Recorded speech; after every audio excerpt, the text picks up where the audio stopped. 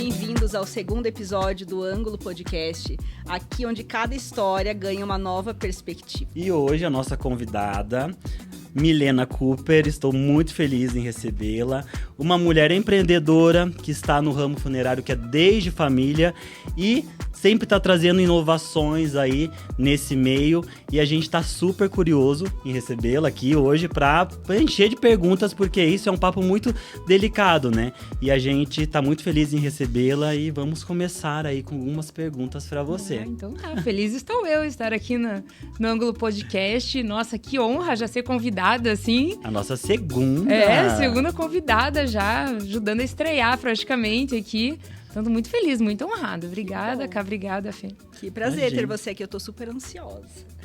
Então, vamos lá. Vamos lá. Pro mundo curioso da morte.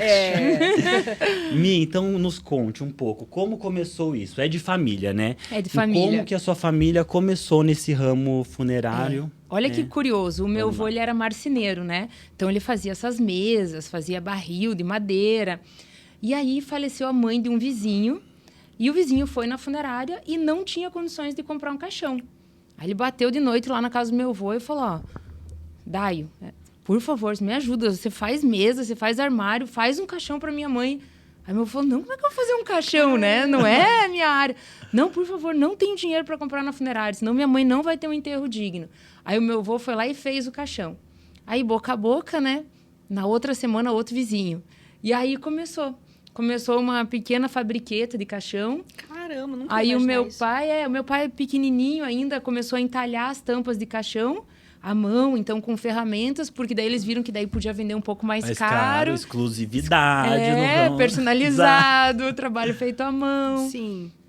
E aí entraram no ramo com essa pequena fábrica de caixão. E aí depois disso, conseguiram comprar uma funerária. Aí depois o meu pai saiu, foi trabalhar, juntou dinheiro, também comprou uma funerária para ele. E olha que interessante, o nosso sobrenome é Cooper.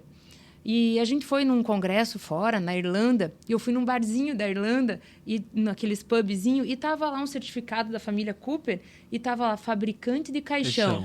Falei, Mentira. Ah, que legal. Será que eu não bebi demais? Não, era aquilo. Eu falei, pessoal, confirma que é isso? É isso. Então, e parte da minha família veio realmente da Europa, né? Então tem ligação direta mesmo? Tem ligação direta. Gente, eu tô chocado. Que legal. Que legal, né? Não tinha como fugir mesmo, né? Sim, era pra ser, né? Era pra ser. Tudo... E aí passei minha infância inteira vivendo nesse meio. Então meus primos também, né, por parte de pai. Então sempre falo que a gente brincava de esconde-esconde dentro dos caixões, de gato-mia. E a garagem da minha casa, o jardim da minha casa sempre cheio de caixões, né? Às vezes as amiguinhas iam lá brincar, nunca mais voltavam, os pais não deixavam. Sim. E é isso que eu ia te perguntar, como que é, imagino que para você seja muito natural, mas viver em um ambiente a vida inteira onde o cotidiano é a morte, né? Porque vocês acabam lidando indiretamente com a morte. Como que é isso para você? Assim, como que você leva isso? Foi muito natural, assim, a infância inteira foi natural para mim. Quando, exceto a primeira vez que eu vi os corpos, assim, que meu pai me expôs aos corpos, eu fiquei um pouco chocada. Mas também eu tinha 7 anos, meu irmão devia estar com uns 9. E, assim, eu lembro até hoje, porque ele trabalhava no IML na época. E aí eu consigo lembrar até do frio do lugar, né? Era uma porta pesada, aquelas portas pesadas, assim. E olfativo também, porque o cheiro é muito forte. O cheiro é muito forte. E aí eu lembro que minha mãe gritava no fundo, eles não precisam ver isso. E meu pai falava, não, eles têm que ver para se acostumar. Então eu lembro até desses... Aí abriu aquela porta pesada de ferro, aquele vento gelado de dentro. Ei, sabe o que me passou agora pela cabeça? Família Addams, não é? Totalmente família Addams. Uma coisa meio... Nós somos a família Addams. Muito e aí legal. abriu, aí eu lembro dos corpos que estavam lá. E aí eu e meu irmão, a gente voltou meio quieto, né, pra casa. Meu irmão falava, você tá pensando naquilo? Eu falei, eu tô, e você, né? Então ali me chocou um pouco. Isso, Mi? 7 anos. 7 anos. Eu acho que me chocou um pouco porque tinha nudez dos corpos, né? Um era obeso, um era bem magro, muita informação, muita informação. Então aquilo, minha mãe gritando, então aquilo parecia estranho. Era então algo ali que não me assustou. podia ser visto por conta do pânico da sua mãe. Então, foi vários sentidos ali. Vários sentidos. Aí depois acostumei, né? Então, meu pai ia buscar a gente no colégio com um rabecão de funerária. Festa de 15 anos, meu irmão ia buscar eu com um rabecão, né? Aí começam as dificuldades, né? Da família Addams. Gente do céu. E aí... quando estava um pouquinho mais velha, daí eu comecei a sentir o preconceito do pessoal na adolescência, né? Nossa, mas funerária, né? E aqui em Curitiba tinha muito a máfia das funerárias, porque ganham dinheiro com a morte. Então a gente era muito mal visto, sabe? Alguns anos atrás a gente era muito mal visto. E isso acho que é um trabalho também que a gente foi fazendo para mudar essa percepção, né? Então, ele passou a adolescência, daí eu falei, não, é isso que eu faço. Aí, com 16 anos, eu entrei mesmo na empresa, comecei a trabalhar. Já trabalhava também na parte de comunicação, tudo. Então, a gente fez um trabalho para mudar essa percepção. Sim. E dali para frente foi só orgulho, bater no peito. Nós somos a família Adams mesmo. Aí, festa de Halloween todo ano, lá na casa da família Adams. Que e até legal. hoje, meus filhos têm a festa de Halloween também. E para os teus filhos, isso que você passou, o que você vê de diferente agora para eles, né? Também vivendo esse mundo também desde pequenininhos, Você tentou que né? fosse de uma forma mais leve, não tentei. entrando no necrotério. Você sabe que eu, assim, não mostrei, assim, eu sempre falo, não tive a coragem que meu pai teve de mostrar, assim, os corpos tão expostos, né? Então, em velório eu levo. E a gente tem, em todas as sedes da Vaticano, a gente tem espaço kids. Ou playground, quando é cemitério, né? E aí, por vários motivos, né? Por exemplo, eu tenho um carinho muito grande por crianças. E eu escrevi até um livro para crianças enlutadas, que é o dia em que a vovó do Banzé morreu. Então, eu estudo muito a psicologia do luto para crianças. E aí, a gente traz esses espaços mais lúdicos, porque a gente estimula a família que leve, ou pelo menos que pergunte se a criança quer ir. É porque tem que transformar desde criança de uma forma natural, que a morte seja, que é algo natural, né? Porque se não levar, às vezes, por que não me levou? Né? Porque eu não posso ver, tem alguma coisa ruim nisso. E não, tem que se naturalizar, né? Mas eu tenho uma... eu posso te dizer, porque eu tive uma experiência, né? Claro, uma experiência triste, né? Um ente querido faleceu no ano passado e o velório, né? Foi na Vaticano. E eu achei incrível, assim, a antessala. Porque a minha visão de criança, de morte, de velório, era muito tenebrosa. Assim, de você ver aquele corpo deitado e tudo. Então, esse cuidado de ter a antessala. E daí o corpo, ele fica em outra salinha, né? O meu filho não foi, tinham poucas crianças, mas a criança que estava, eu vi que ele chegou tenso e ele se sentiu confortável de não ter que ver. E os pais não levaram. E eu falei, olha, que legal, né? Que diferente, porque é pesado, né? Não é... É a coisa mais normal da vida, mas não é natural para nós, né? E essa antessala, ela é muito importante, porque é uma antessala que você pode socializar, então você pode prestar os teus sentimentos, né, para os familiares, para os amigos, sem a necessidade de ver o corpo, né? Então, para quem não gosta de ver o corpo, prefere não ter essa experiência, pode ir lá, pode fazer parte do velório, do luto, né? E não ver o corpo. Então, essa antessala é muito legal. Às vezes as pessoas falam assim, mas onde que é o velório? É na Vaticano? Ah, então eu vou. Porque daí, justamente, sabe que tem leve, essa antessala. Com 16 anos, você falou que entrou na empresa de verdade. Teve algum momento da sua vida que você pensou em fazer outra coisa? Teve. Porque a gente passa por esse momento, principalmente ali nessa idade, né? 15 até os 20. Tá pensando no que fazer, no que escolher. Você teve essa dúvida ou nunca teve? Realmente é isso que você queria? Teve um período, veja que aleatório, mas teve um período da minha vida que eu joguei futebol profissional.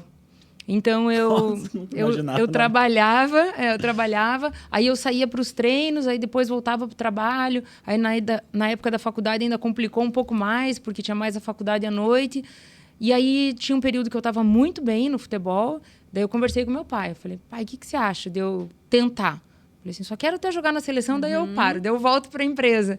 Daí ele falou, não, vai e tenta, assim. Então, uns 2 anos eu fiquei jogando futebol profissional. Que legal! E aí voltei para a empresa. Nossa. Então, foi bem bom, assim, porque o esporte também ele traz muita coisa, né? Muita disciplina, claro, muita mentalidade forte. Então, eu acho que me ajudou. Tudo é aprendizado, né? Que legal. E a maternidade, você acha que ela impactou em algo no teu trabalho? Assim, te fez ter novas visões, novos horizontes? Só para você ter ideia, desde os detalhes até as coisas mais grandiosas. Depois que eu fui mãe, eu fui na empresa, não tinha onde trocar meu filho. Ninguém nunca tinha pensado que precisava de um trocador, precisava de de outras conveniências, né? Hoje você vai na Vaticano, tem lá fralda de todos os tamanhos, tem os trocadores, tem o espaço kids. Então, fez eu ter esse olhar com mais carinho, né, para as crianças, para as mães. Então, espaços micro-ondas para poder esquentar o leite. Então, fez eu ter esse olhar e fez eu ter um cuidado mais especial com as crianças. E, claro, né, quando é um óbito de criança, isso mexe com toda a equipe, sabe? Não é uma coisa que a gente consegue se manter estável porque a gente está acostumado com a morte. Então, quando tem um óbito infantil, aí toda a equipe dá uma derrubada, sabe? Então, e aí depois que você vira mãe, mais ainda, né? Algo você sente que ainda abala você, assim, quando... E ainda depende muito da causa da morte dessa criança, né? Que é totalmente... Que impacta, né? Dependendo de como foi, aconteceu. Mas acho que é meio geral, né? Nós atendemos, inclusive, nós dois juntos, Fê, uma médica resgatista, e ela estava falando que a única coisa que pega ela hoje é resgate quando tem criança, quando né? Tem criança, É difícil, né? Quando a gente é mãe, é pior ainda, pior né? Essa ainda. sensibilidade fica mais... A gente sempre coloca os nossos no lugar, né? E se fosse o meu, né? Você sabe difícil. que a parte boa de trabalhar, né, com a morte é justamente essa questão da gente se colocar naquele lugar, né? Nossa, podia ser meu filho. Você vai para casa, você vai viver diferente a hora que você chegar em casa. Ou você está num velório, a pessoa tinha a tua idade. Você fala, cara, podia ser eu, né? Nossa, preciso me despertar para a vida. Sim. Ou alguém se despedindo do pai ou da mãe. Você chega, você liga para o teu pai, você liga para tua mãe.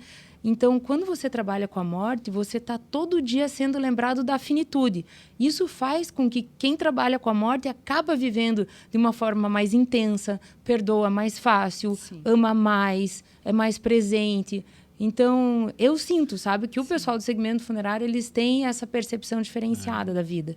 Eu ia te perguntar sobre isso, sobre a finitude de estar tão perto de você ali, porque eu percebo que muitas pessoas, inclusive eu, tenho uma experiência de quase morte, assim, né? Passei por uma cirurgia bem complicada e é uma virada de chave na vida, assim, quando a gente sente que, assim, cara, basta estar vivo para morrer, né? Mas eu não quero passar por momentos assim para me tornar uma pessoa melhor, não.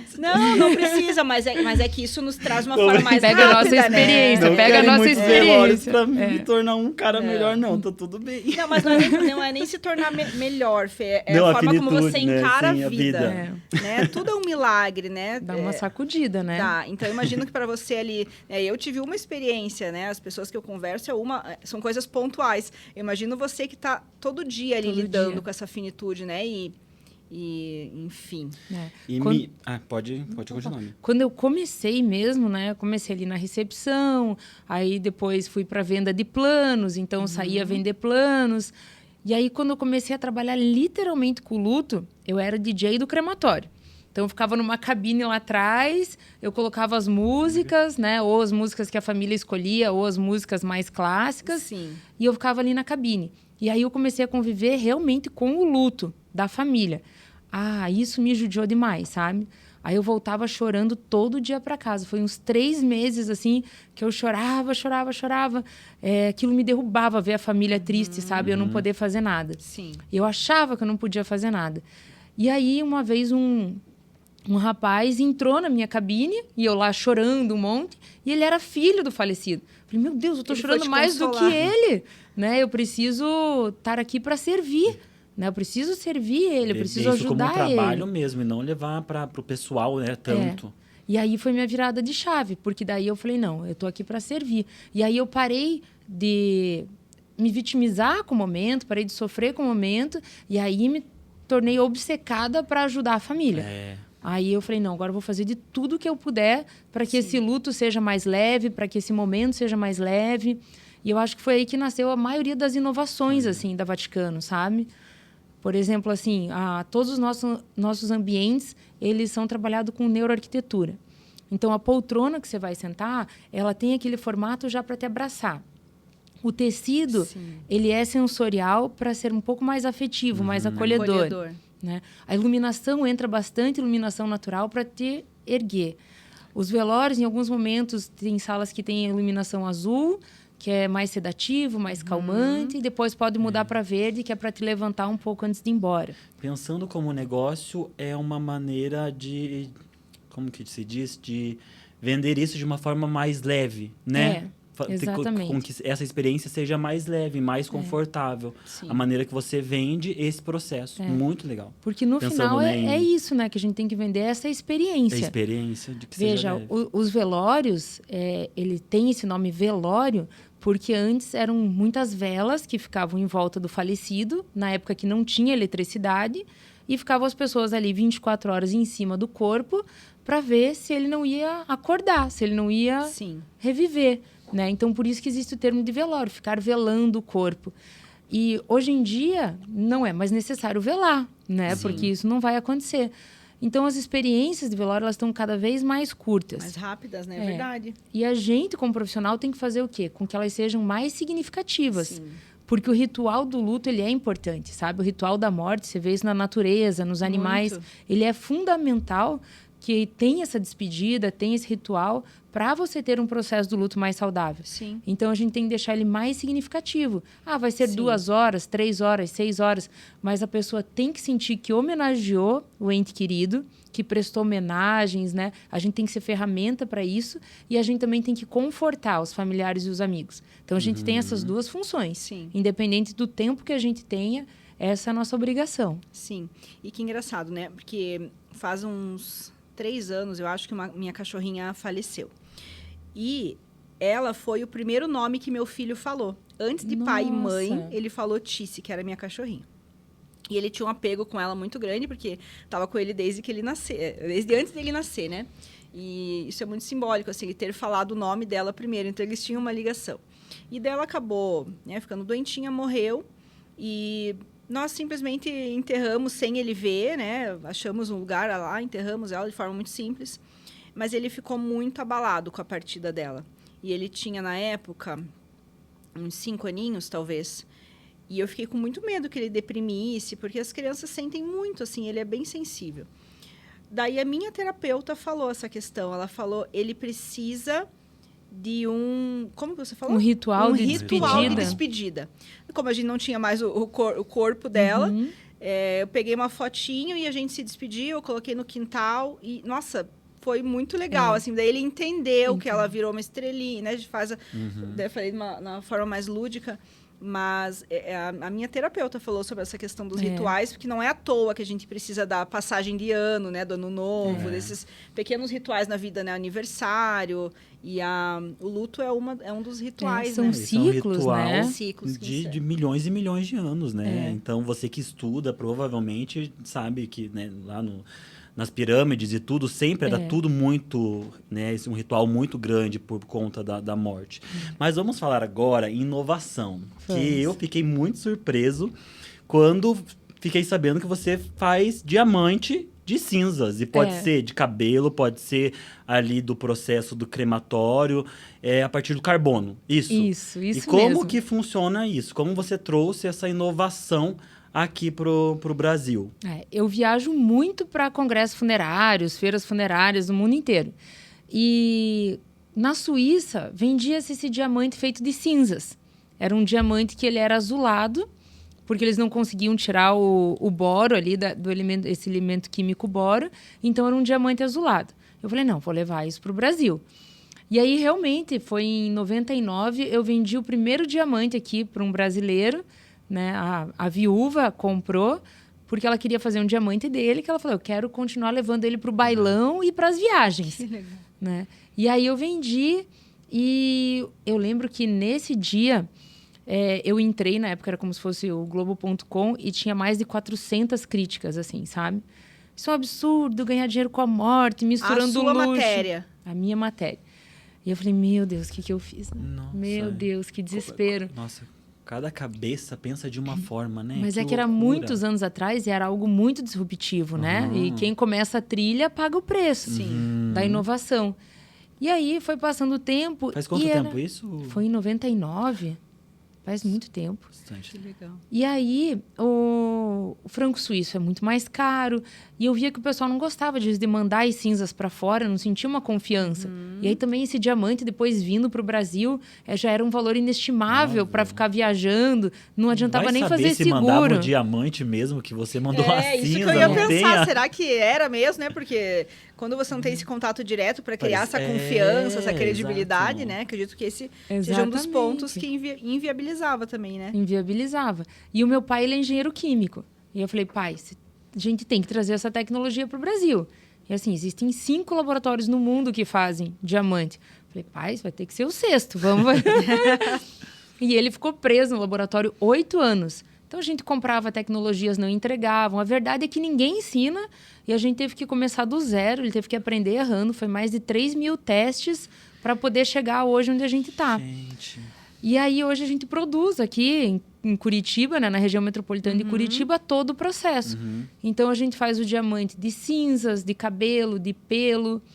Então pode E- fazer em vida, para quem não sabe, vida. pode fazer, você pode pegar um pedacinho de pelo, né, um chumaço de pelo do seu cachorro e transformar em diamante em vida ainda, não precisa morrer para você fazer isso. A gente tem muitos clientes que tem lá um diamante de cada cachorro. pet, Aham. né? Que legal. A E gente do nosso faz cabelo também? também. Então, o que a gente faz muito? Noivo e noiva, né? Ou Ai, noivos. que legal. Ou noivas. A gente junta o cabelo deles e transforma numa aliança Nossa, para o muito casamento. lindo. Muito Nossa, lindo. que chique. Para os avós, né? chique, muito personalizado, muito exclusivo. Muito. Nossa. E o que é legal é que é uma joia que vai ficar para sempre na família. Porque E- é a única pedra eterna mesmo, né? O único elemento eterno. E Sim. conte um pouco, Mi, que é exatamente igual um diamante da natureza, só que feito em laboratório. Porque às vezes a gente pensa, é um pedaço de vidro, fizeram e é mais...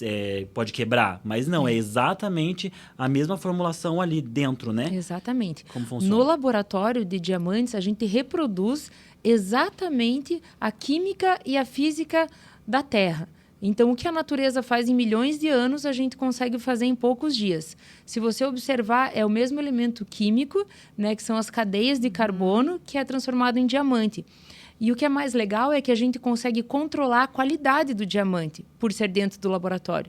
Então, são diamantes de altíssima qualidade.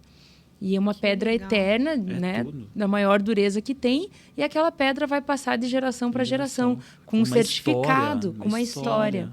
Esse tema Muito dos lindo. diamantes ficou muito famoso agora, recentemente, com a Preta Com a Gil, Preta né? Gil. Foram vocês que fizeram? Sim, a gente que fez. A gente fez pro Gilberto Gil, ele que contratou, e a gente fez o dela. E também era algo que os amigos queriam também, que a família queria, que ela tinha comentado. Ah, ela já tinha pensado em tudo isso. Eu Essa tinha era a minha escutado dúvida. isso, que ela já tinha falado Planejado. que queria, né? Planejado e para quem seria, né? Acho que ela tinha deixado Gente, meio muito lindo. destinado ali os Isso. diamantes, né? E com ela teve tudo a ver, né? Porque a própria família, os amigos falavam, ela brilhava muito. Sério? Então, Tudo. isso do brilho tinha muito a ver com ela, né? E Eu achei eternizar lindo. isso. Eu fiquei muito honrada, né? De receber as cinzas, de fazer todo o processo. Eu fiquei super honrada, sabe? Que de fazer. lindo, né? E que chique aqui em Curitiba. É nossa, Ah. é nossa! É nossa. O mais recente agora eu fiz de celebridades, né? Eu fiz pro Márcio Garcia, que faleceu o cachorro dele. cachorrinho. Então a gente fez das cinzas do cachorrinho dele, cachorrão, Cachorrão. para voltar para casa de uma forma diferente, para ele, para os filhos, né? E aí também é um legado que você deixa para os teus filhos, né? Mostrando como você honrou, né? Aham, Aquela o parceria, respeito. aquela fidelidade que teve, né? Sim. Com o animalzinho, o respeito. Então, é muito bonito, assim. E hoje você ainda sente que recebe críticas nessa área? Sim, tem os críticos Isso de que plantão. foi legal, porque, por exemplo, daí teve o Jô Soares também, foi transformado as cinzas em diamante, a Preta Gil, e daí agora eu entro nessas notícias, aí é 400 e poucos comentários positivos, sabe? Então eu fico Eu muito achei feliz, muito porque ao longo do tempo as pessoas foram gostando da ideia, se familiarizando com a ideia, e hoje é algo que as pessoas acham muito bonito para fazer. É porque um preconceito em relação às funerárias é justamente isso. Você tirar o máximo de dinheiro da família, porque é um momento de dor e a pessoa tem que pagar, não tem escolha. Então, isso é uma forma também de deixar um pouco mais leve, né? Eu leve. acredito. É. Você ter uma lembrança você pro resto da vida, não eterniza só ali, né? um caixão que você gastou milhões. Mas não, você pode cremar e transformar uma joia para você. Então, muda a percepção de valor ali. Exatamente. E os psicólogos, eles até recomendam, sabe? Que você tenha algum apego físico. Porque algumas famílias, o próprio falecido fala, eu quero que espalhe minhas cinzas sei lá, num estádio, no mar, e a família fica sem aquele vínculo. E nem pode também, né? Não sei se pode jogar no mar, isso é uma coisa que é tem liberado. Umas polêmicas, né? Tem polêmicas, mas... Andou se envolvendo numa polêmica dessa. O que a gente cuida mais é com a embalagem que é jogada. Sim. E a direção do que vento. a Você Exato. cuida disso. Eu sempre penso Sim. nisso. A gente tem as urnas biodegradáveis, que são urnas como se fosse de areia compactada ou de fibra de coco. Então, o ideal é que você coloque numa urna biodegradável e aí você coloque no mar. Né? Colocar. Colocar, né? Não jogar. E ela vai se dissolver sem impactar o meio ambiente. Sim, legal. Né? As cinzas, elas não são poluentes. Então é isso. Né? Elas não são poluentes, então você pode colocar no mar. O que tem que cuidar mesmo é com a embalagem. E que eu falo com a direção do vento, porque senão você vai comer as cinzas mesmo, né? Acontece. Então, a melhor opção é essa. E o legal dessas urnas biodegradáveis também é que elas podem ser plantadas. Então, elas acompanham. Eu acho lindo. Eu acho lindo transformar numa árvore. Numa Tem tudo a árvore, ver uma comigo. vida Eu quero virar e outra árvore. vida. Fique registrado. Eu quero virar diamante. Já tem que dizer qual árvore, né? Pode ser meio a meio. Pode ser... Ai, que horror. É verdade, se fosse os dois. Vai ter aqui. Tadinha, a minha cachorra, a polaca, ela faleceu recentemente, né? E também passei pela mesma experiência. E aí meu pai falou, e agora, Milena, o que nós vamos fazer? Nós vamos fazer a cremação compartilhada, que é a cremação PET, que você crema vários animaizinhos juntos e daí não retorna as cinzas para o tutor. E tem a cremação PET individual, que daí retorna as cinzas para o tutor e ele pode fazer o diamante, né? Ou fazer alguma outra homenagem. Daí eu falei, não, pai, vamos fazer a individual. Daí e a cerimônia? Daí eu falei, ai, pai, não sei se eu tenho... Aí eu comecei a mentalizar a cerimônia, comecei a ficar triste. Falei, não sei se eu consigo, pai. Daí eu falei, então o que nós estamos fazendo para os nossos clientes? E aí a gente começou com uma crise existencial de CNPJ. Será que a gente está fazendo bem ou mal para os nossos clientes? Porque é difícil passar por uma cerimônia. Daí eu falei, pai, vou ter que viver isso, né? Pela primeira vez vou ter que viver, porque a polaca morreu com 14 anos. Então, eu não tinha feito de outro pet ainda, né? Eu já com o crematório. Aí, a gente fez. Realmente, a hora que você chega, é difícil para ver. Porque a gente faz toda a cerimônia. Eu não ia dar conta. Então, eu achei que eu não ia dar conta. E aí, assim, é a mesma cerimônia que a gente faz para o humano, a gente faz para o pet. Eu vi você postando as imagens ali. E aí, assim, no começo é muito difícil de você ver... Mas no final me fez tão bem me despedir do corpinho dela, assim, de ver a última vez e me despedir e lembrar da história. E aí ter aquele momento de gratidão por ela ter estado na minha vida, sabe? E as palavras do mestre de cerimônia me levantaram de um jeito que eu vi como foi importante ter o ritual de despedida. Eu não estava bem. Mas depois da cerimônia eu fiquei bem. Você viu que engraçado? Você falou do seu filho que tinha que fazer isso, mas você já... eu não queria ver. É uma loucura, né? É uma loucura. Mas o nosso psicológico precisa Eu faço disso. 600 por mês. Nossa. E eu não tinha coragem de fazer para mim. Eu falei assim... E eu falei, será que eu tô errando com os clientes? Então existe esse processo. Existe. Sabe o que eu entendi vendo os teus stories? Que você fez só para ela. Você ia ver se isso aí iria ser legal. Não, a gente faz sempre. Você nunca tinha passado, Eu nunca tinha passado. Porque a minha outra cachorrinha tem 17 anos. Então, a gente montou o crematório. Eu nunca tinha perdido nenhum cachorrinho ainda. E aí, eu falei, não, agora é hora de testar. E aí, quando falei em cerimônia, eu comecei a escolher fotos, vídeos. Aí, eu comecei a ficar triste. Falei, acho que eu não vou conseguir. Aí, eu comecei a pensar, e o tutor que a gente vende esse serviço? Sim. Né? Mas aí, no fim, assim, eu fiquei feliz que eu vi que a gente tá fazendo um bom serviço, que realmente ajuda a família, sabe? Te tira, assim, de uma dor e te leva para um momento de gratidão, sabe? Sim. E outro ponto, agora, que a gente está falando de pet, eu acho que entra mais aí. Essa questão, se bem que a questão da personalização no geral, assim, a gente gosta muito disso, assim, de trabalhar com um público que valoriza tudo que é mais personalizado, exclusivo para você, né? Que é um público alto padrão, né? O que você pode dizer assim desse público que escolhe a exclusividade? Qual que é o diferencial? O que você tem que ter? O que você acha que eles prestam mais atenção, valorizam mais, sabe? O que você acha que é o diferencial hoje para vocês serem escolhidos para esse momento tão triste, mas muito simbólico e que pode ser mais humanizado, mais delicado, né? Eu vejo assim que todo serviço e comércio, ele caminha, né, os serviços premium para exclusividade, para personalização. E na morte não é diferente. Então, tudo que a gente tem visto de inovações, de novidades, são produtos realmente exclusivos e bem personalizados.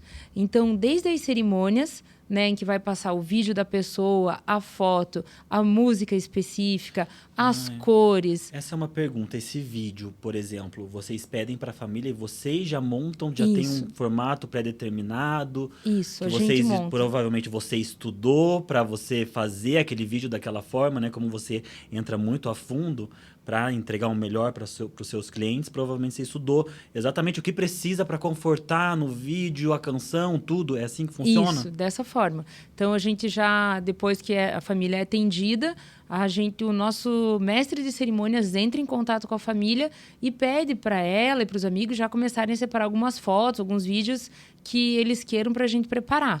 E aí eles começam a mandar via WhatsApp mesmo, e aí a gente monta o vídeo. E aí coloca a música que era a música preferida do falecido, ou outra música que a família escolha. Então fica muito bonita, ou alguma sugestão nossa. É de uma sensibilidade muito legal, assim, porque a morte é inevitável, né? Mas como a gente vai lidar com a morte, meio que a gente que escolhe, né? Então, tudo que possa deixar mais leve. Eu tive uma outra experiência ainda com o Vaticano, que foi da minha avó paterna. E eu achei lindo a parte da cerimônia que cai as pétalas. Nossa, foi tão leve, assim, foi tão lindo. Parece que ela estava indo para uma outra dimensão, assim, sabe? Ali era um portal, assim, então é muito bonito. O Fê ainda não passe, amigo. Gente, que eu não vou em vejo. enterro. Eu não vou. Mas Não é que eu não vou, porque ninguém morre aqui perto de mim. Não, graças a Deus, que você não passe tão cedo. Mas se precisar, Quero que seja ela primeiro que eu vou. É bem diferenciado. É um outro clima, é outra coisa. Essa chuva de pétalas, o meu pai que criou, a gente voltando de um congresso, e ele falou para o pessoal, eu tenho uma chuva de pétalas que eu faço e tal. O pessoal falou, não, nós vamos lá visitar. Aí a gente entrou no avião, falei, pai, o pessoal falou que segunda-feira vai lá visitar. Que chuva de pétalas é esse? Eu falei, você falou. Eu falei, acho que a gente estava tomando vinho ali em Mendonça. Aí ele criou isso. E hoje o Brasil inteiro tem chuva de pétalas. E, assim, é algo que realmente é lindíssimo, leva as pessoas, assim, para um outro momento, né? Sim. E vocês têm, dentro dessa área do luto, workshops, congressos? Muitos. É uma área que movimenta bastante? Eu falo assim, é quase que igual a dermatologia, de tanto mesmo? congresso que tem. Tem muitos congressos, tanto nacionais como internacionais. Então, agora, no mês que vem, eu vou para a Itália. E no outro mês eu já vou para a Alemanha, final do ano já Estados Unidos, já estava no Japão. Então, são muitos congressos que movimentam, muitas feiras também com produtos diferenciados. Então, por exemplo, feira italiana. Assim como os outros produtos, na Itália, os designs dos caixões, das urnas. Que cada lugar você tem uma informação mais forte. Então, por exemplo, tipo, na Itália é de caixão do design do caixão. Exato. Nos Estados Unidos, a tecnologia. Na China, a tecnologia de como cremar de uma maneira mais rápida, mais fácil. Exatamente. Gente, que no legal. Japão, as ornamentações enormes, gigantescas. Então, já trouxe isso de lá. Decorar as salas com bastante flores, né? Menos móveis e mais flores. Então, cada um a gente vai trazendo a referência e traz para o Brasil. E se acontece de uma pessoa oriental falecer aqui e ser enterrada aqui, só que não tem o caixão que ela quer adequado? Vocês vocês conseguem importar um caixão para esse momento lá de longe? A gente tem, assim, inúmeras opções. Então, a gente está pronto para atender todas as religiões e todas as etnias. Né? Então, por exemplo, a gente tem um catálogo de ornamentação, depois que eu voltei do Japão, para os japoneses. Porque daí agora eu entendi o que eles queriam. Né? Porque eles contratavam um monte de coroa de flores, assim. É que eles queriam encher a sala de flores. Mas a ornamentação que eles têm lá de sala, a decoração de sala era diferente. Então, daí agora a gente criou, fez, tirou foto. E agora tem um catálogo que entrega o que eles querem. O que eles se identificam, né? Nossa, bem legal. E o Você já viu a projeção mapeada? Não? Chegou a pegar? Então, a projeção mapeada, dentro dessa sala, onde tem a chuva de pétalas, agora a gente faz uma projeção em toda a sala. Então, por exemplo, quando cai a chuva de pétalas ali, agora em toda a sala cai com imagem a chuva de pétalas. Meu Deus. Então, a gente, por exemplo, está falando uma passagem bíblica sobre o trigo. Então, toda a sala tem o trigo batendo vento. Que lindo. Então, uma música, né, que fala, te amarei até a lua. Então, aparece a projeção da lua. Então, ela está uma sala imersiva. E o seu pai, ele tá à frente do negócio ainda? Qual que é a função dele Ele hoje? tá. O meu pai vai morrer à frente do negócio. Sim. Eu falo pra ele, às vezes eu brinco, falo, pai, o teu vai ser o último caixão, que eu tô cansada. Mas ele tá à frente do negócio, ele tá mais envolvido agora com a parte dos diamantes. Então, agora ele tá na Índia, nesse momento ele tá na Índia lá estudando Que legal. os equipamentos, porque ele quer fazer diamantes maiores, de outras cores. Então, agora a gente vai começar a fazer o diamante rosa, diamante Que laranja. legal, trazendo Isso. tecnologia. Aham. Tecnologia. E isso muda de acordo com a fabricação ali, o tempo e tudo, a Isso. coloração. Uma curiosidade. O que você tem aí? Você tem pessoas? Você tem cachorro? Hoje, Tem o que aí? hoje eu estou com a seu minha corpo? avó e com meu avô, né? Ai, meu Deus. Olha! Com licença, Toda- todo respeito, né? Do mesmo. A cinza dos dois. olha Dos isso. dois. Esse sua avó e sua avó. Isso. Ó. O meu... Gente, que Nossa, é lindo lindo. e brilha Não, muito, é igual, maravilhoso. é igual. O meu avô faleceu antes Maravilha. e foi sepultado. E aí a minha avó faleceu depois e queria ser cremada. Como já tinha passado o tempo que meu avô já poderia ser desenterrado e cremado, meu pai cremou minha avó e meu avô juntos, Juntos. misturou as cinzas e aí ele fez um diamante para cada filho, né, para os irmãos dele, para as irmãs, e o restante das cinzas ele plantou na nossa Floresta da Saudade, que com ipê rosa, que minha avó gostava muito de flores, então misturou as cinzas e plantou um ipê rosa. E as cinzas acabam virando adubo, Aham. pela propriedade química, né? Então, eles estão lá na Floresta da Saudade e estão viajando comigo. Que legal, que legal. Milena, e assim, a Vaticano muita gente conhece, já é muito conhecida, é uma empresa... Quantos anos tem a Vaticano? 80 e poucos anos, vamos fazer 90 Nossa, anos.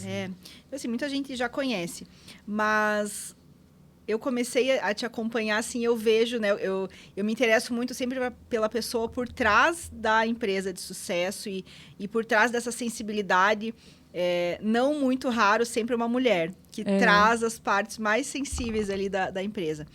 E você tem outras funções também, né? Eu percebo que você é multifacetada. E você tem formação em Tanato.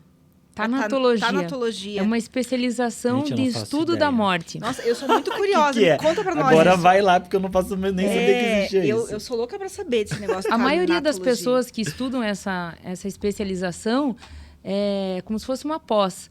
Elas são geralmente psicólogas ou pessoas da área de saúde que fazem cuidados paliativos. Então, do segmento funerário, eu lembro que tinha eu e mais uma mulher na turma. E você estuda desde a história da morte, mas você também estuda os tipos de luto, os tipos de morte. E por que isso foi importante para mim? Porque eu descobri que o luto de uma família por alguém que cometeu suicídio é diferente do luto de quando se perde uma criança. Ou quando perde alguém por morte violenta. Então, por exemplo, no suicídio, a família, por mais que não seja culpa dela, ela sente-se culpada, ela fica se questionando. E ainda tem, às vezes, a vergonha social. A gente vê que as pessoas tentam esconder que aquilo foi um suicídio.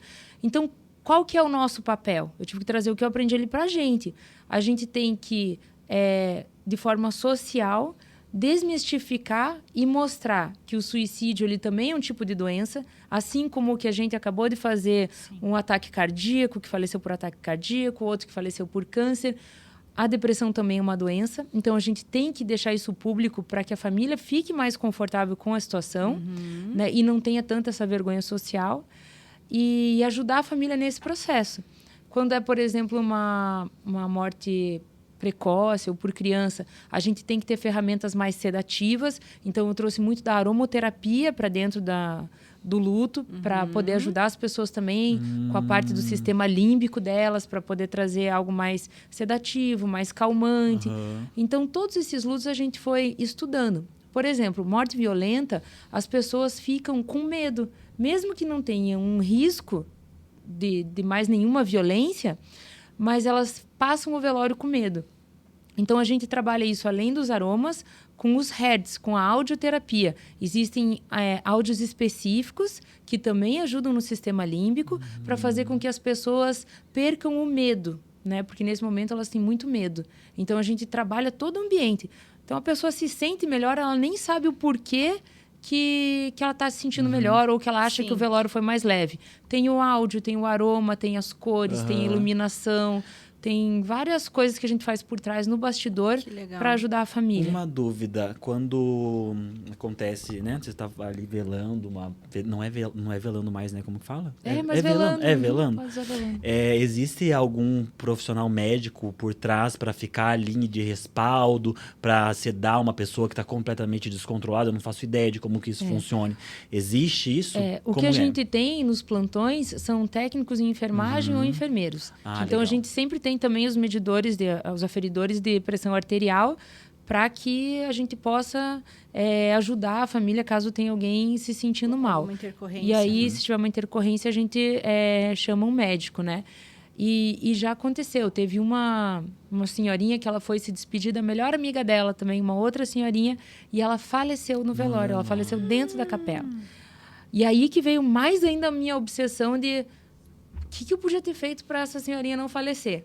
Todo mundo fala, mas Milena... taquicardia ali, pela emoção. E todo mundo fala, mas Milena, era a hora dela. Você não pode controlar a morte de alguém. A menina, ela quer resolver tudo no momento. Não e aí veio o aroma, veio a audioterapia, eu falei, não, alguma coisa... Para acalmar a pessoa, Para acalmar, né? Porque eu sei que essas coisas equilibram a pressão arterial. Foi em busca disso? Aí eu me formei em aromoterapia, me formei em audioterapia... Porque eu descobri que realmente você consegue, através do sistema límbico, baixar a pressão arterial das pessoas. Então, eu quis mudar o ambiente. Que legal.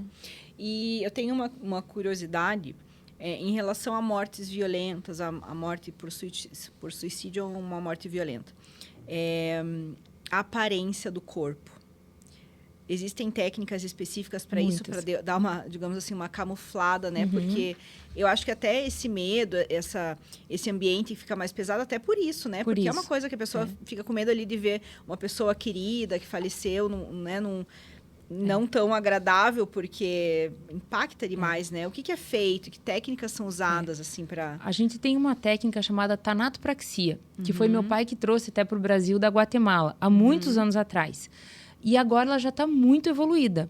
Então, a gente consegue reconstituir o rosto, reconstituir o corpo.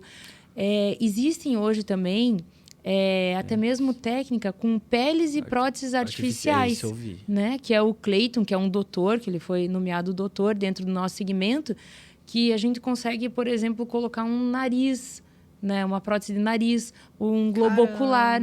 E a gente já fazia toda a reconstituição em massa, um trabalho artístico mesmo. Gente, e hoje até uma pele, por exemplo, às vezes fica muito tempo no hospital, a pele começa a descamar. Então, existe uma pele artificial que se coloca, faz uma camuflagem, uma maquiagem. Porque, para nós, a meta batida é o velório de caixão aberto. Sim. Porque a gente sabe que todo mundo quer fazer essa despedida. Então, a gente faz o possível e o impossível para deixar esse corpo com um aspecto que estava dormindo, né? Que estava sereno. Então, sim, é o impacto visual, né? Que o familiar vai ter, né? Eu fui em poucos velórios na minha vida, mas os que eu lembro, meu Deus do céu, você olhava a pessoa, você ficava com medo, tipo, você ficava assustado, porque, não sei, vocês maquiam a pessoa, fica com um ar mais quente, talvez. Porque as que eu vi, gente, tava verde. Depois de 3 horas, já começam os hematomas no corpo, sabe? Então, começa a ficar com hematomas roxos, começa a ter rigidez, começa a ter cheiro, começa a ter vazamento. Então, esse processo de tanatopraxia, ele é muito importante. Às vezes eu falo para a família, poupa dinheiro em coroa de flor, poupa dinheiro em outra coisa. Mas tem que fazer o processo. Mas esse processo é fundamental, assim. E como que funciona para a tua equipe lá, para o teu time que trabalha diretamente com o corpo, nesses casos dos acidentados, dessas mortes mais violentas, eles lidam bem, assim, porque assim, o impacto visual é muito grande, né?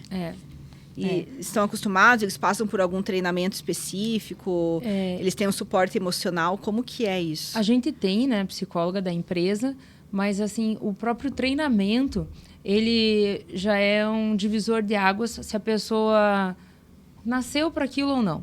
Porque assim, você tem que ter um dom para isso, sabe?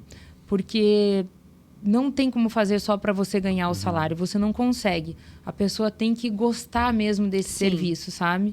Então, são pessoas assim muito especiais que conseguem fazer isso e fazer essas restaurações, sabe? E chegar em casa e separar, assim. E separar. Olha, Deus sabe o que faz, porque se eu tivesse que viver disso... Eu não tenho esse, eu não ia. esse Nem dom com o maior também. treinamento da vida é dom. É dom.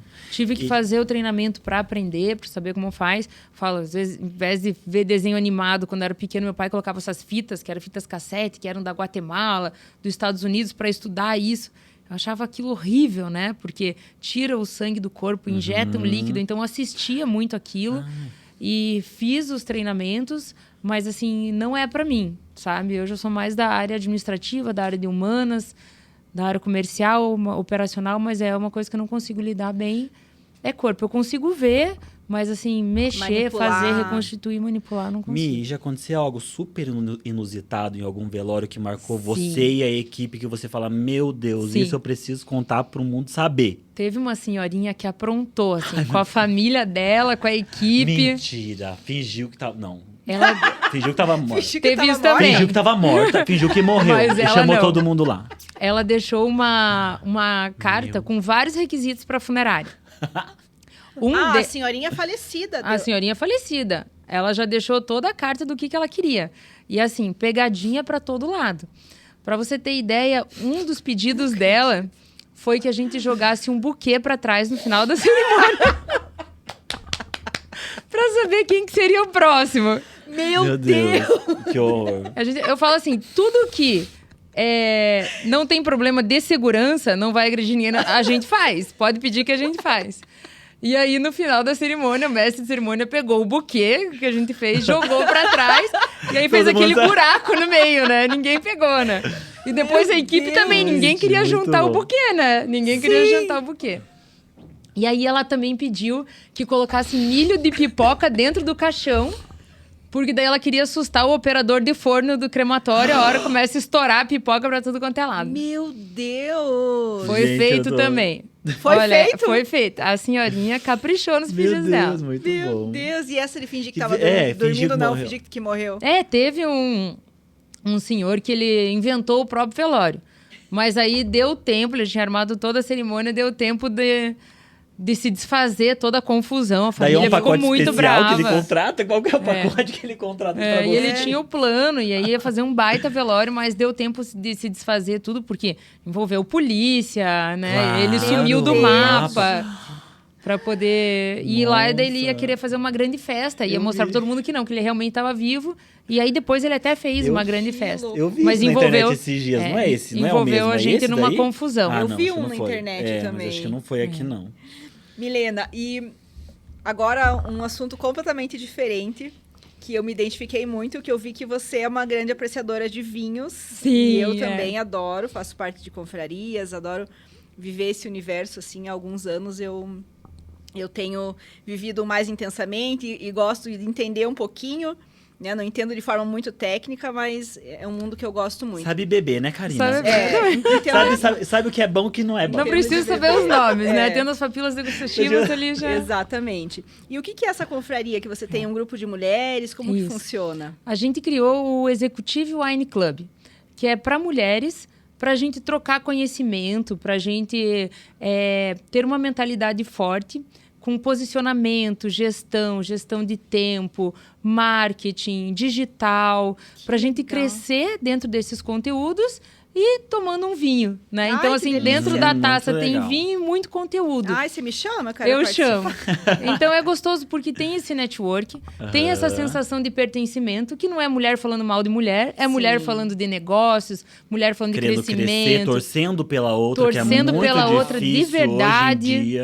É. Então a muito gente legal. tem até momento de oração juntas e momento de troca, uma indica a outra, tem esse network, sabe? Que lindo, né? E aí a Isso gente é muito vive importante. experiências. Então a gente tem experiências de jantares, agora a gente vai todas assistir o Diabo Veste Prada Nada 2, sendo intencional, analisando também o filme, depois a gente vai discutir essa questão de posicionamento, de roupas, de marca, comunicação visual.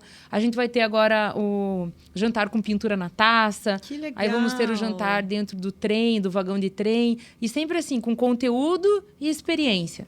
Né? Tendo essa Muito troca, legal. se fortalecendo juntos. A gente estava falando sobre isso, né, Fê? Sobre se fortalecer juntos, né? A gente não é nada sozinho, a gente precisa Sim. de uma rede ali, né? dessas trocas, né? Uma agrega a outra, assim, e É assim que isso cresce, é muito ninguém legal. cresce sozinho. Nos Estados Unidos e na Europa, já entenderam há muito tempo a força dessas comunidades. Não se cresce mais no individual, na carreira solo, né? Já perceberam que você, dentro de comunidades, dentro de grupos, você ganha velocidade, essas conexões, né, geram mais visão, e mais negócios. Então, ninguém anda mais sozinho. É que é uma conexão pelo próprio, por um propósito, né? Acho que as pessoas têm que estar no mesmo propósito, no mesmo caminho para dar certo esse match. Então, acho que isso é super importante. E eu sei que você tá linda, né? Já vamos começar por aí, que ela está toda by Felipe, Toda by porque Felipe. o look todo é meu. Todinho. Ela já é minha cliente, então ela já consome de mim. E parabéns, você tá muito linda Obrigada, hoje. eu já vi no Executive Wine aqui.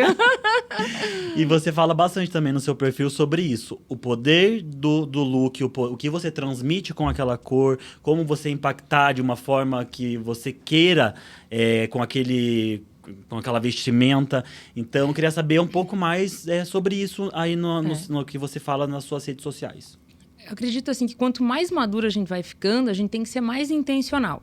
Eu sempre falo, eu não saio de casa para deixar meus filhos para brincar no jogo. Sim. Então, tudo tem que ser intencional. As roupas que a gente usa comunicam, os acessórios vão comunicar, o jeito que a gente fala, o olho que a gente vai olhar, as técnicas de negociação, tudo. E eu acho que a parte visual das roupas, para mim, é principal, né? Porque a gente sabe que você entrou no ambiente, você já foi julgado se você é uma pessoa confiável, se você é uma pessoa boa para fazer negócios ou não, se você é organizado, né? Se você combina com aquele lugar. Então, eu acho as roupas muito importantes. A pessoa faz uma leitura, né? Em poucos Faz uma segundos. leitura. E a né? gente julga também, né? Sim. Eu falo assim que é uma via de mão dupla. Ao mesmo tempo que você julgou, você já está sendo julgado e o jogo é esse e tem que aceitar. E outra coisa que eu gosto de trabalhar muito é com cores. Então, às vezes, eu mudo 4, 5 vezes o look por demanda de agenda.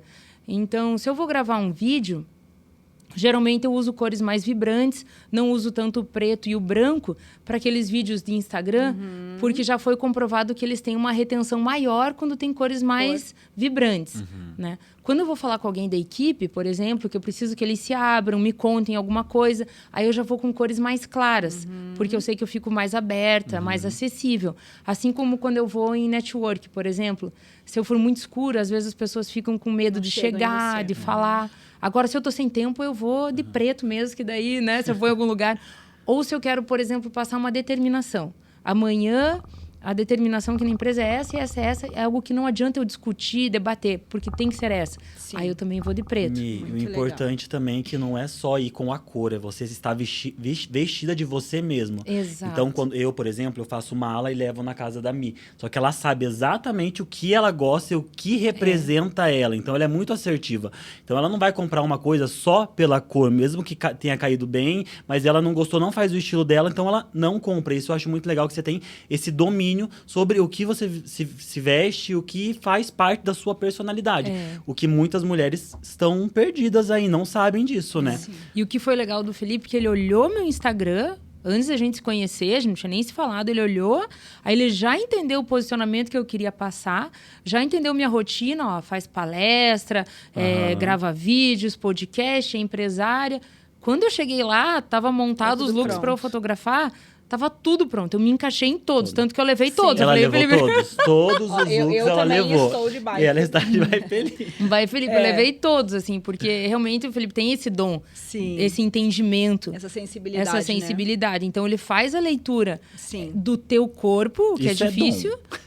Porque muitas mulheres não têm, às vezes, a visão do próprio autopercepção, corpo. O que né? acontece? Eu autopercepção. converso muito com a Karina sobre isso, que às vezes a pessoa contrata uma equipe de marketing e a equipe de marketing diz o que ela é, sendo que ela não é. E isso faz com que a pessoa fique ainda mais perdida, né, cara? isso é Principalmente quando a gente traz pro estúdio pra fazer foto. Isso é bem O difícil. marketing passa uma coisa que a pessoa não é, então ela fica ali, ó. Eu, graças a Deus, consigo falar com ela e levar para outro caminho para mostrar quem é ela de verdade, que ela consegue Com a sim essência de comunicar verdade, com a né? essência dela. Então a gente faz isso no estúdio, então isso é muito legal. E o que eu acho válido é sempre você dar voto para profissional. Você está contratando um profissional... Confia, porque ele sabe mais do que você. Então, tem que confiar. Porque às vezes a pessoa é tão insegura que ela não se deixa confiar. A partir do momento que você escolheu, faça uma boa escolha e confie no profissional que você escolheu certíssimo. O Felipe trouxe vários elementos que eu não usava, que eu nunca tinha montado. Sim. Né? Lenço, agora ela é louca do lenço, agora gente. Eu sou louca do lenço. Se ele me manda um lenço lá, ele faz a minha mala, me manda um lenço, pega todos os lenços. Sim. Os cintos, e daí o anel para prender o lenço. Muito legal. Né? O Felipe tem um olhar diferenciado. Tem. Milena, nosso papo tá muito bom, mas assim, a gente tem uma caixa misteriosa aqui, que ela tá aqui no nosso primeiro episódio e ela ficou só de mistério ali. Que legal. Fê? Essa caixa é o seguinte, a cada final de episódio, a gente vai apresentar um rótulo diferente de vinho. Por isso que eu tava perguntando sobre vinhos. Legal. Porque é algo que faz parte muito da minha vida. O Fê um pouquinho, né, Fê? Mas ele gosta de entender também. E total no seu agora, nesse novo projeto. Tem tudo a ver. Exatamente. Totalmente. E a gente tá trazendo, então, esse mundo do vinho para o podcast também. Fê, você abre lá para nós? Ai, que luxo! Nossa senhora, é muito chique, hein, dona Milena? Nossa! Então, eu quero agradecer ao Rafael, que é o enólogo da Miolo, que ele me passou aqui uma ficha técnica que eu vou, inclusive, ler para vocês, porque é muito interessante. Ao André, que é o nosso representante comercial. E olha que legal, Fê, mostra aí. Essa linha da Miolo é a linha Giuseppe, que é uma homenagem ao imigrante, né, Giuseppe, que deu início à trajetória da Miolo no Brasil. Esse é um Chardonnay com fermentação. Ele passa por uma fermentação em ovos de concreto, que é como se fosse um tanque, né? Que permite a microoxidação mais lenta e uma circulação natural do vinho, trazendo mais equilíbrio e textura. Além disso, o contato com as borras finas contribui para mais corpo e cremosidade. Olha que chique. Olha, ele apresenta notas de frutas. Vai ter que abrir com a gente aqui, Milena. Ele apresenta notas de frutas como abacaxi, maçã verde, nuances cítricas e um toque amanteigado com boa elegância. Um vinho fresco com estrutura e presença. Nossa, que delícia! Que delícia! Ó, esse é um presente para você. Mesmo? Saúde, mas nos chame para brindar. Nossa, muito obrigada. Mas que não seja nenhum velório, pelo amor de Deus. Né? Mas... Eu sou boa em festas e velórios. E eu gostaria também de agradecer ao Espaço Voga, que são nossos parceiros, que fazem a minha produção, estão sempre comigo. Obrigada, Priscila, Fernando. E é isso, gente. Espero que vocês tenham gostado. Muito obrigada, Milena. Muito bom agradeço, amei ter você aqui com a Obrigado, gente. Sempre. Com ou sem vinho. Um beijo, até o próximo episódio. Até o próximo.